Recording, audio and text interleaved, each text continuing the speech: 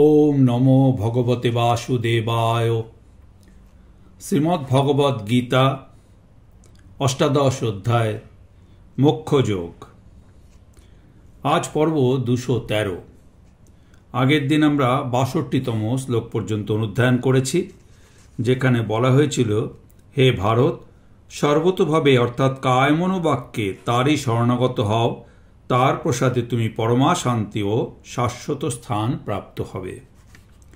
৬৩তম শ্লোকে ভগবান বলছেন, ইতি তে জ্ঞানমাখ্যাতম গুচ্ছাৎ গুচ্ছতরং ময়া বিমৃশ্য এতদ অশেষেন যথা ইচ্ছসি তথা কুরু।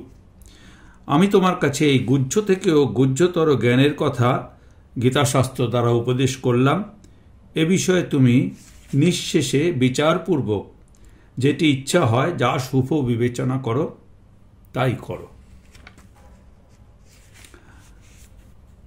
একথা বলেও তিনি পরবর্তী শ্লোকে বলছেন, সর্বগুহ্যতমং ভুয়ো শৃণুমে পরমং বচ ইষ্টসি মে দৃঢ়মতি তত বক্সামি তে হিতম। সর্বগোপ্য হতেও অত্যন্ত গোপনীয় আমার পরম বাক্য পুনরায় শ্রবণ করো। তুমি আমার একান্ত প্রিয়, সেজন্য তোমার প্রকৃত কল্যাণকর সার কথা আবার বলছি।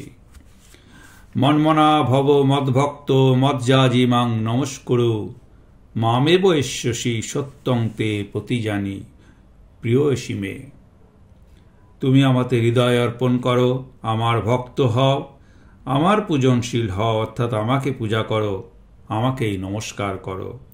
আমি সত্য প্রতিজ্ঞা করে বলছি, তাহলে তুমি আমাকেই পাবে, কেননা তুমি আমার প্রিয়। সর্বধর্মান পরিত্যাজ্য মামেকং শরণং ব্রজ অহং তাং সর্বপাপেভ্য মোক্ষয়িষ্যামি মা শুচ। তুমি সকল প্রকার ধর্ম ও অধর্ম পরিত্যাগ করে একমাত্র আমাকেই আশ্রয় করো। আমি তোমাকে ধর্মাধর্ম সকল প্রকার পাপ থেকে মুক্ত করব, তুমি শোক করো না। এই শেষ কথা শুনে শ্রীমান অর্জুন ভাবলেন যে অতি গম্ভীর তোমার শ্রীমুখ উক্ত গীতাশাস্ত্র। তুমি কত কথা বলেছ আমার প্রতি অনুগ্রহ করে। সমগ্র উক্তির মূল্যায়ন আমার পক্ষে নিতান্তই অসম্ভব। শ্রীকৃষ্ণ অর্জুনের মুখ থেকে তার অন্তর বুঝতে পেরে এই 4টি শ্লোক আবার তিনি বললেন, শোনো, আবার বলছি তোমাকে, যা বলেছি তার মধ্যে সর্বসার সর্বাতিশয় রহস্যময় তোমাকে আর একবার বলবো। তুমি আমার অতীব প্রিয়, এই জন্য বারবার বলছি, তোমারই কল্যাণপ্রদ কথা। শত শত শ্লোকে যা বলেছি তার নির্যাস বলবো 2টি শ্লোকে। এই 2টি শ্লোকে তিনি এই একেবারে শেষে বললেন, যেটি 65 এবং 66 নম্বর শ্লোকে, মনমনা ভব মদ্ভক্ত মজ্জাজি মাং নমস্কুরু মামেব এষ্যসি সত্যং তে প্রতিজানি প্রিয়সি মে। সর্বধর্মান পরিত্যাজ্য মামেকং শরণং ব্রজ অহং তাং সর্বপাপেভ্য মোক্ষয়িষ্যামি মা শুচ। তুমি আমার অতি প্রিয়, তাই সত্য করে তোমাকে বলছি, তোমার প্রয়োজনেই তোমায় বলছি। তুমি মনমনা হও, আমার মনের সঙ্গে তোমার মন এক করে নাও, তুমি আমাকে আপন করে নাও। আমি তোমাকে আপন করে নিয়েছি, এখন তোমাকে করতে হবে আমাকে আপন। তোমার পেতে হবে আমাকে, কাছে পেলেই আমাকে পাওয়া হয় না, সমস্ত অন্তর দিয়ে পেতে হয়। কিভাবে সর্বতোভাবে আমাকে পাবে তা বলছি, শোনো। রাজবিদ্যা রাজগুহ্য যোগে বলেছিলাম, আবার বলছি, মনমনা হও, সমস্ত মনটা আমাকে দাও। মদ ভক্ত হও, সর্বাপেক্ষা প্রিয় বস্তু যে আমি সেটি অনুভব করো। মদ জাজি হও, যা কিছু করো সব যোগ্য বৃদ্ধিতে করো এবং সবই আমার উদ্দেশ্যে, আমার প্রীত্যর্থে করো, আর আমাকে নমস্কার করো। তোমার শির অবনত করে রাখো আমার পায়ে, তোমার অহংকার সব মিলিয়ে দাও আমার চরণে, একটি নমস্কারে সব উজাড় করে দাও। অর্জুন, আমার শরণ নাও আর সব ভুলে যাও, সব ধর্ম ত্যাগ করো। সব ধর্ম কি তার বলবো না, শুধু বলবো আমার চরণে শরণাগতি ছাড়া আর যা কিছু সব পরিত্যাগ করো। স্মরণীয় একমাত্র আমি, এটি অনুভব করো, করে নিজেকে পুষ্পাঞ্জলি দিয়ে দাও। সর্বধর্ম ত্যাগ করলে কর্তব্য অকরণজনিত যে প্রত্যব্যয় হবে এরকম মনে করো না। জলের প্লাবন আসলে পুকুর, ডোবা, খাল, বিল থাকে না। আমাকে আত্মসমর্পণ করলে আর কোনো পাপ অপরাধ থাকতে পারে না। তবু যদি তোমার মনকে উদ্বেগ দেয় কোনো অপরাধের ভাবনা, তাহলে তুমি আমাকে বিশ্বাস করো, মুক্তি দেব তোমাকে সকল পাপ থেকে। শোক ত্যাগ করো। যা অস্বচ্ছ তার জন্য শোক করো না, যা নশ্বর তার জন্য অনুশোচনা করো না। গীতা শুরু করেছিলাম তোমাকে আমি উপদেশ যে শোক করো না বলে, ও শোক করো না বলেই কথা শেষ করলেন তিনি। এই উপসংহারে এই অপূর্ব ভাষণের সুসম্বদ্ধতা প্রকট হয়েছে। গুহ্যতম কথা শুনলেন অর্জুন। তাকে সব ধর্ম ত্যাগ করতে বলা হয়েছে, একথা শুনে অর্জুন কি বুঝলেন?